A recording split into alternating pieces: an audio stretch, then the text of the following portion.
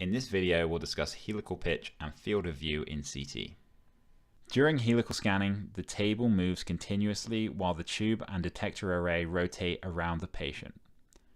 Perhaps the most obvious way for this to happen would be for the table to move at a rate consistent with the data acquisition. That is, if your detector array covers 100 millimeters, the table moving at 100 millimeters for each rotation, and then you would have a 1-to-1 ratio of data acquisition length in the z-axis to table movement length in the z-axis. This is the scenario when using a pitch factor of 1.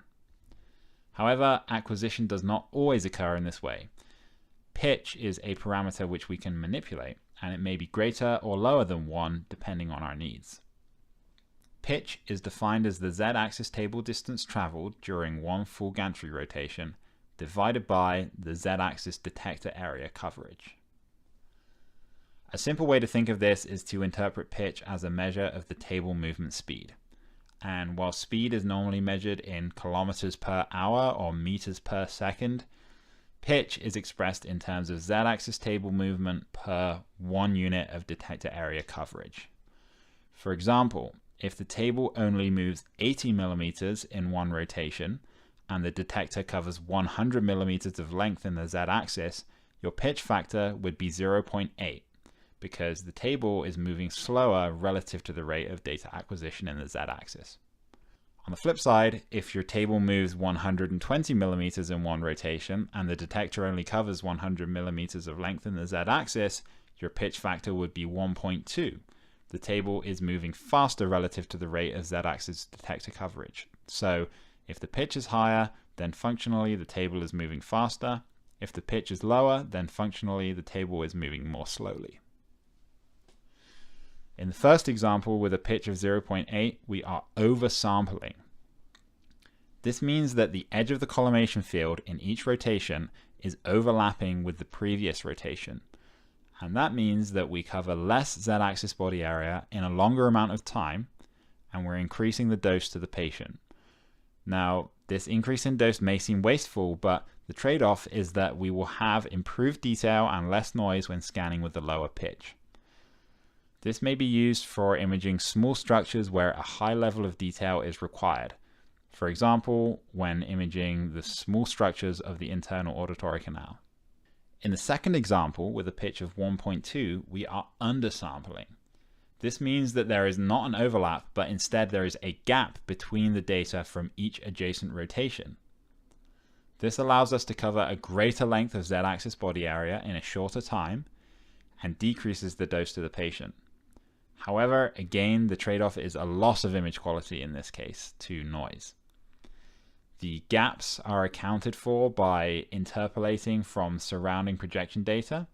So the undersampling in this case should be considered simply as just making do with less overall image signal than truly missing any data. When we have a higher pitch, we are just decreasing the signal to noise ratio. High pitch is used in studies where rapid acquisition is a high priority, like in CT angiography studies, or where lower radiation dose is a high priority, like low-dose lung cancer screening. Field of view in CT is described in two ways: scan field of view and display field of view. Scan field of view refers to the area within the gantry in which data is acquired. Most scanners will have at least two options for scan field of view, typically using a small scan field of view of around 25 centimeters for head scans and a large scan field of view of 40 to 50 centimeters for body scans. With a smaller scan field of view, the beam is collimated to a smaller area and a smaller area of the detector is irradiated. With a large field of view, the collimation is open to the full size of the detector. This parameter is inherent to the scan at the time of acquisition. The display field of view refers to the field displayed in the image data, which may be smaller than the scan field of view. This parameter can be manipulated after data acquisition with additional reconstructions produced using a larger or smaller display field of view. For example, if the display field of view did not include all of the relevant anatomical information, a technologist may be asked to reconstruct images with a larger display field of view, and this is possible if the relevant data was included in the initial scan field of view. Similarly, a technologist may produce reconstructions with a smaller display field of view.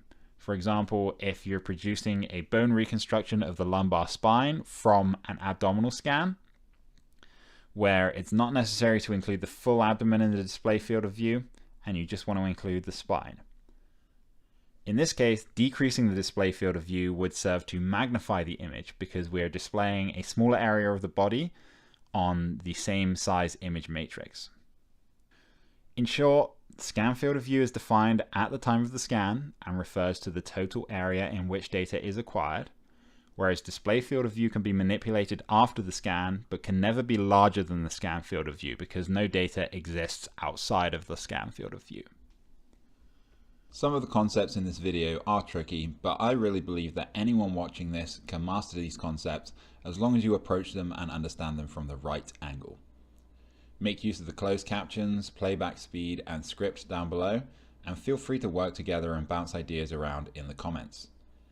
Keep up the hard work, and thanks for watching.